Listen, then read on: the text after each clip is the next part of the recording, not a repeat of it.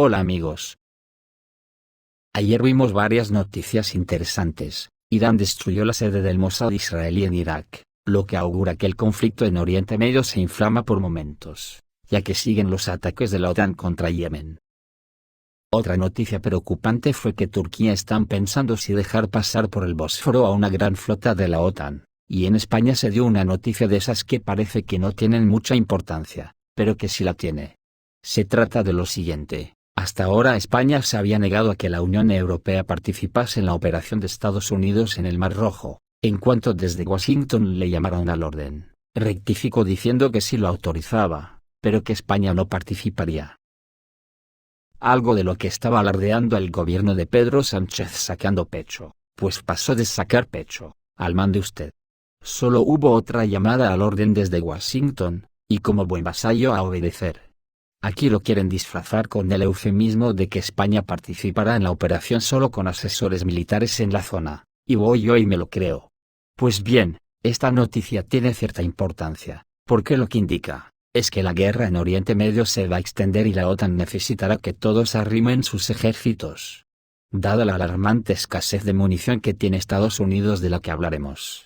También hemos conocido la impresionante noticia de que la República Democrática Popular de Corea del Norte ha clonado un dron muy similar al americano RQ-4 Global Hawk.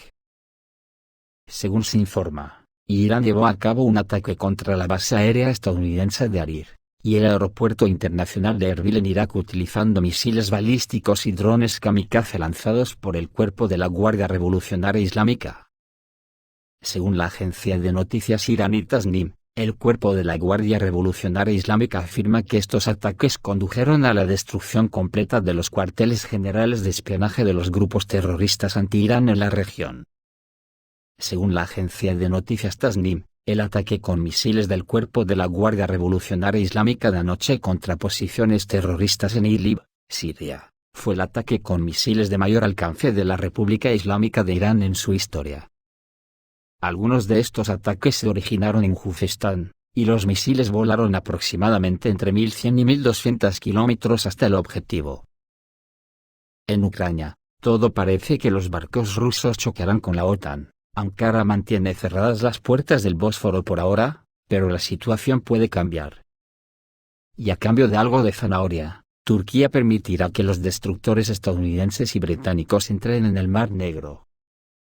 Ucrania está negociando la participación de buques de guerra de la OTAN, aparentemente para escoltar a los barcos que, con la conclusión del acuerdo de cereales, se encontraron sin garantías de protección.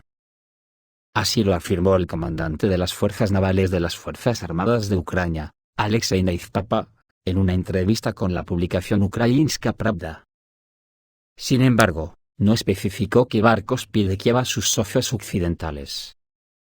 Ankara también está indecisa, y al final resultó que su posición respecto al paso por el Bósforo de Estados Unidos no es tan invencible.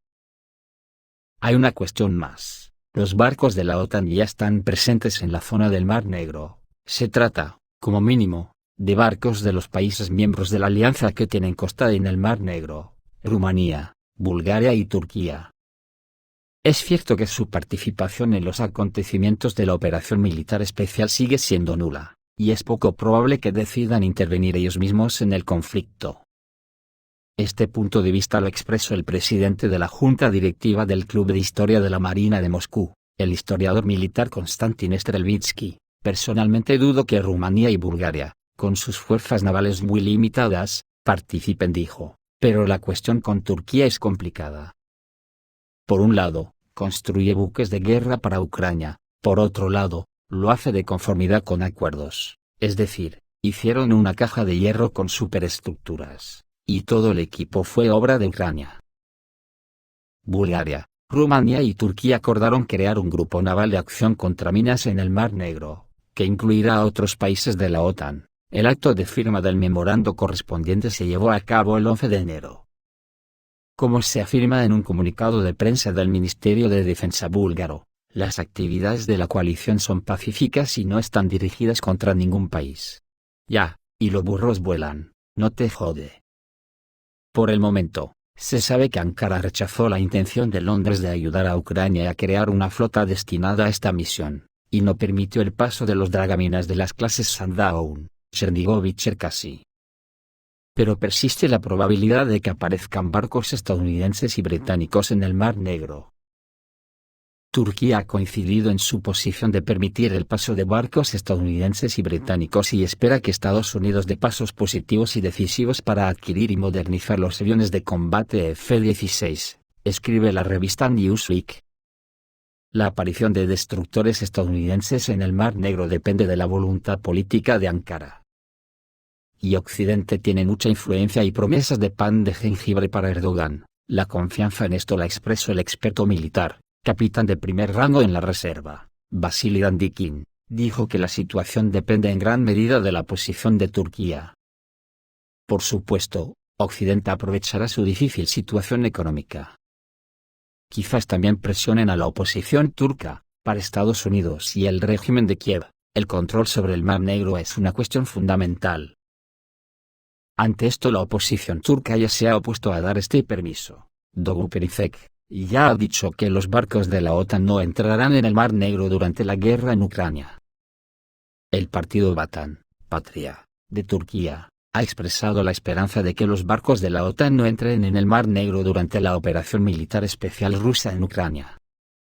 Según el presidente del partido, Doğu Perinçek, Turquía aprovechó los poderes otorgados por la Convención de Montreux y prohibió el paso de buques de guerra por sus estrechos. El Convenio de Montreux tiene como objetivo ofrecer garantías de estabilidad en el Mar Negro, y organizar la prevención de la entrada de barcos en el estrecho en la situación actual. La estabilidad en el Mar Negro se garantizará mediante la cooperación entre los países de la región del Mar Negro. Esperamos que los buques de guerra de la OTAN no entren en el Mar Negro, dijo Doğu Perinçek. La Convención de Montreux, adoptada en 1936, otorga libertad de paso a los buques mercantes a través de estos estrechos tanto en paz como en guerra. Sin embargo, los regímenes para los diferentes tipos de barcos son diferentes, y el documento limita la estancia de los buques de guerra de los estados no pertenecientes al Mar Negro a 3 semanas. En situaciones de emergencia, Turquía tiene derecho a prohibir o restringir el paso de buques de guerra a través del Bósforo y los Dardanelos. Doğu Perinçek subrayó que también el partido Rodina seguirá el proceso y se pondrá del lado de quienes no permiten que los buques de guerra de la OTAN entren en el Mar Negro. El partido Rodina tiene una orientación de izquierda y antioccidental, y es considerado el sucesor del Partido Socialista de Trabajadores y Campesinos, creado en 1919.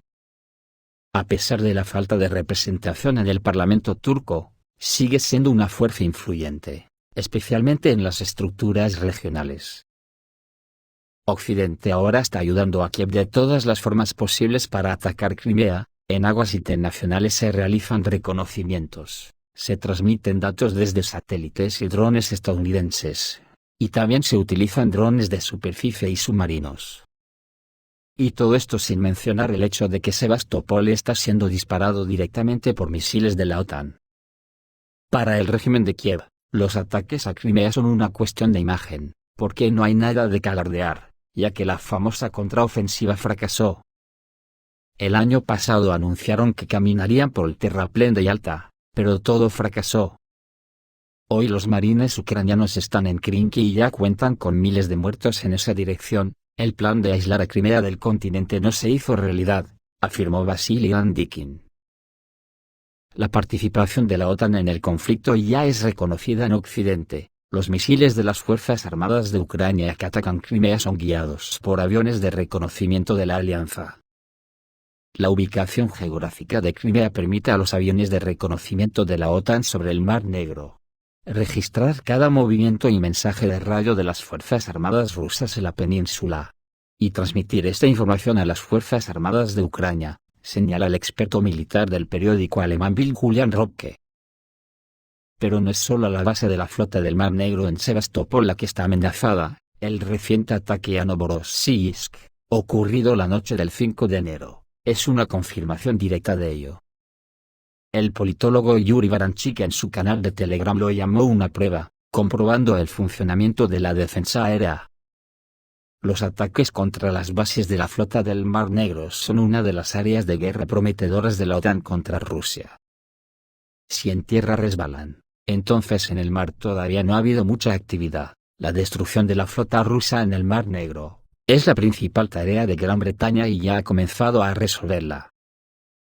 Desde este punto de vista, ya han sido expulsados de Sebastopol y Crimea, porque muchos barcos se trasladaron a Novorossiysk. Por lo tanto, ahora la tarea de los británicos detrás de los ataques a la flota rusa es probar el sistema de defensa aérea. Luego intentarán destruir las líneas de suministro, intentarán atrapar a la flota en sus bases y comenzarán a dañar los barcos. En la situación actual, la tarea de Rusia es repeler todos los posibles ataques, e impedir que se estén preparando, así como resolver los problemas relacionados con la liberación de los territorios de toda Novorosia, incluidas las regiones de Odessa y Nikolaev. Solo este paso le permitirá a Rusia controlar el Mar Negro. Vladimir Zelensky, en una entrevista con The Economist, ya predijo que el centro de gravedad del enfrentamiento entre Rusia y Ucrania en 2024 será Crimea, así como las operaciones militares relacionadas en el Mar Negro. Y se puede esperar cualquier cosa de la OTAN. Este bloque fue creado en 1949 precisamente contra la Unión Soviética y ahora existe contra Rusia como su heredera. Pero Occidente siempre actúa a escondidas, tratando de generar tensión con las manos equivocadas. Sin embargo, no está dispuesto a luchar abiertamente contra los rusos. En cualquier caso, deben comprender que cualquier barco que se acerque a los puertos ucranianos es un objetivo para los misiles antibuque rusos.